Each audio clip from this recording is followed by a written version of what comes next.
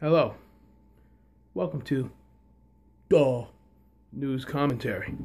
I'm your host, Larry. If you hadn't heard, there was a shooting in San Bernadino. Allahu Akbar has been confirmed. That's right. The FBI have concluded that that shooting was officially an act of Islamic terrorism, and nobody was surprised. The mainstream media called for people to not rush to judgment, though they blamed guns and the NRA minutes after the shooting. As soon as the event happened, President Obama called for more stringent gun control measures, as if California doesn't already have the most tough gun control laws on the books for the whole nation. One of those suspected terrorists pledged her life to ISIS on Facebook. I guess you can spy on grandmas playing canasta in Idaho, but not keep track of people who say they're on terrorists on Facebook? How do you spy on all the American people, but not keep terrorist attacks from happening? I guess the NDAA is a load of bullcrap.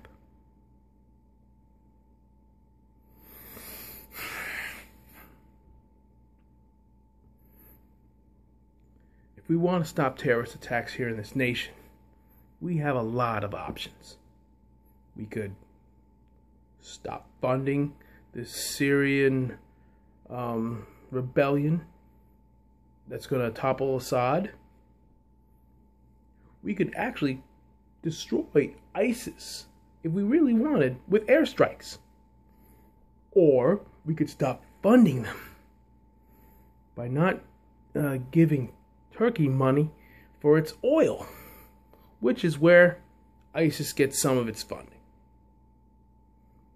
We could do all of these tomorrow if we wanted. But we're not. We just won't. We're not gonna. You see, I actually believe that our president is physically and mentally incapable of defending America. He believes right now, as I'm posting this, that he is a fantastic president. We have a weak economy. Our foreign policies, well, in the toilet.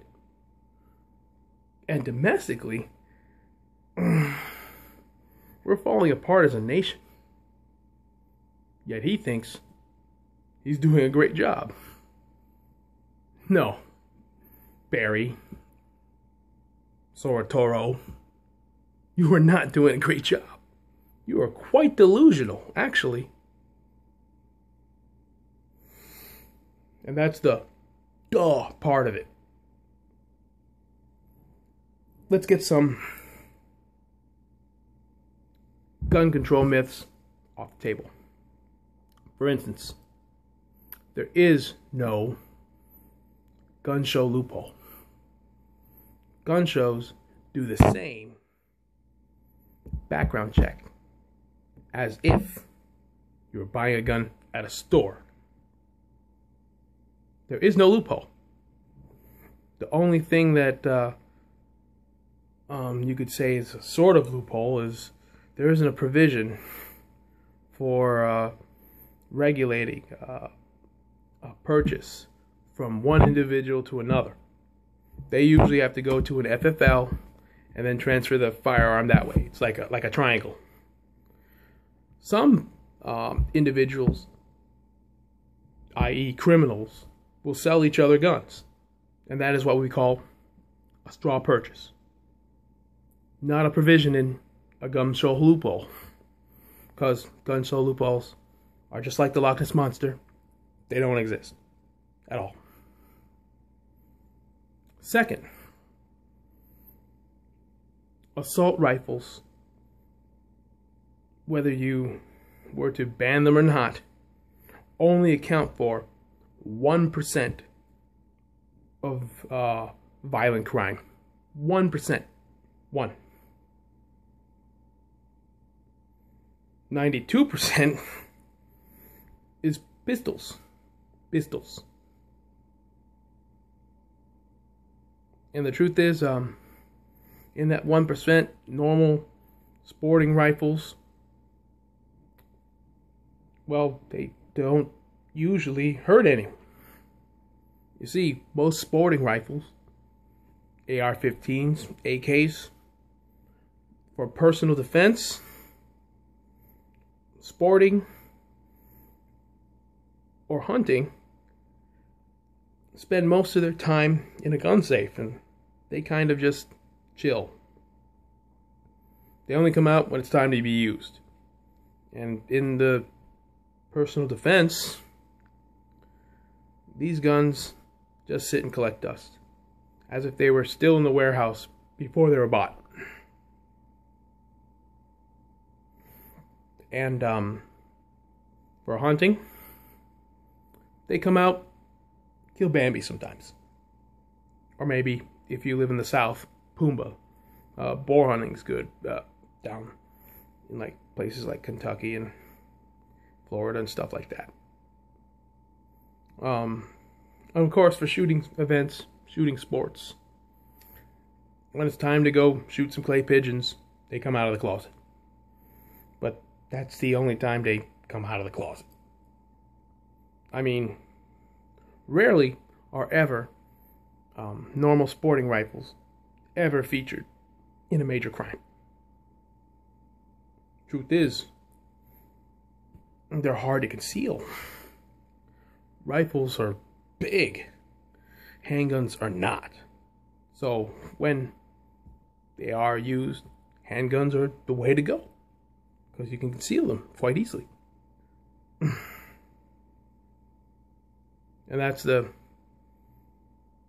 dull part about it. Also, President Obama called for more stringent gun control laws basically before the bodies were cold. And this is supposed to be a not rush to judgment, blame the NRA, blame guns every time. A gun cannot fire unless someone chooses to pull the trigger. You can't demonize a gun because a person controls it. And if that's an evil person, something bad will happen. And if it's a good person, something good will happen.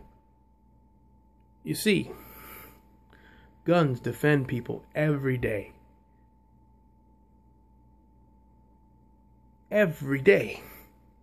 I mean, when something bad happens, what's the first thing you do? You call a policeman. They come. And policemen are armed with guns. The president's bodyguard detail? Guns. Military? Guns. So, the good from a gun far outweighs the bad that it can do. Because these people that we charge to protect us use guns. Veterans use guns, policemen use guns, military use guns. Sometimes military kill people, but it's usually in defense of a nation. And that's the duh part about it. This is Duh News Commentary. Thank you. Good night.